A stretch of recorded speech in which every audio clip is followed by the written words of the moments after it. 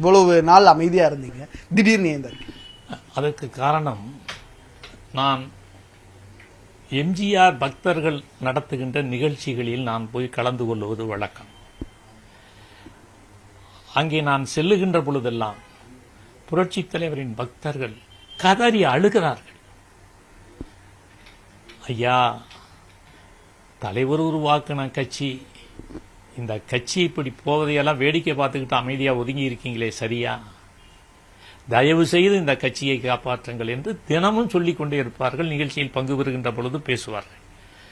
இன்றைக்கு ஒரு 100 பேர் திருப்பூர், அருப்புக்கோட்டை, நாமக்கல், இப்படி எம்ஜிஆர் பக்தர்கள் என்னை சந்தித்தார்கள். சந்திக்கின்ற பொழுது அவர்கள் வைத்த ஒரே ஒரு கோரிக்கை என்ன தெரியுமா? இந்த கட்சி காப்பாற்றப்பட வேண்டும், இதற்கு நீங்கள் குரல் கொடுக்க வேண்டும், எங்களுடைய பிரதிநிதியாக. இன்னும் நீங்கள் அமைதியாக இருந்தால், நீங்க தான் எந்த பதவியும் வேணாங்கிறீங்க, சரி, ஆனா கட்சி வேண்டாமா? பக்தர்கள் இந்த துன்பப்படுவது சரியா என்று அவர்கள் கேட்கின்ற பொழுது ஒவ்வொரு கேள்வியும் எனக்கு மிகப்பெரிய